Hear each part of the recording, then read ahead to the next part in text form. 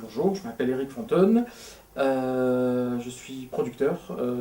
plutôt au cinéma, et j'ai baigné dans le jeu vidéo, on va dire tout petit, et ça remonte fin des années 70, donc c'est pas tout jeune. J'ai connu à peu près toutes les phases du jeu vidéo, et même si je suis plus professionnellement et effectivement quelqu'un de cinéma, je reste ultra fasciné par les jeux vidéo et en particulier, même depuis très longtemps, par les cinématiques. À savoir tous les films de présentation, tout ce qui en met plein les yeux en images de synthèse dans les introductions de jeux vidéo. Et même les cinématiques qui pour moi c'était la partie que je préférais, enfin tout le côté cinéma qu'il y avait dans les jeux vidéo, même les premiers, sur, je sais pas, premier exemple, ce sera Is sur PC Engine, qui était une console japonaise, avec des dessins animés très rustiques et rudimentaires, mais qui déjà avaient une cinégénie énorme. Donc pour moi, le rapport entre le cinéma et les jeux vidéo est plus qu'évident. De mon avis, on va dire le jeu vidéo a, allez, soyons fous, on va dire 30 ans et des brouettes, et connaît à peu près les mêmes évolutions que le cinéma, à peu près juste 3-4 fois plus vite, mais avec les mêmes débuts, on va dire, un peu du cinéma muet, avec les jeux vidéo, avec les gros pixels et tout ça, pour arriver à des espèces de blockbusters hollywoodiens qui dépassent même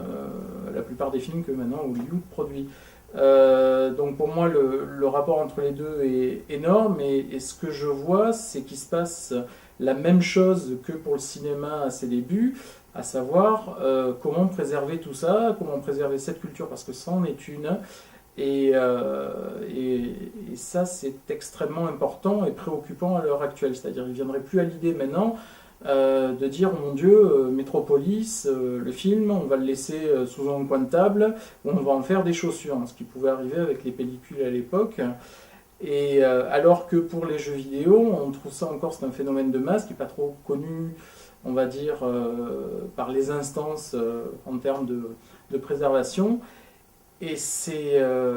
alors que donc Metropolis, maintenant, ça ne viendrait pas à l'idée de garder ça dans un coin de table, et au contraire, il faut tout préserver. Ben, je pense que pour les jeux vidéo, c'est la même chose et c'est impératif, parce que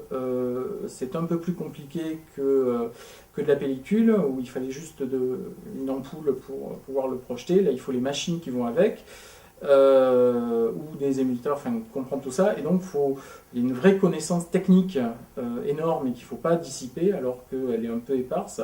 et une association comme anno5.com, eh ben, c'est indispensable. Donc je pense qu'il est urgent, parce que le jeu vidéo est jeune, mais d'un côté il est déjà vieux en termes de première machine, de première documentation.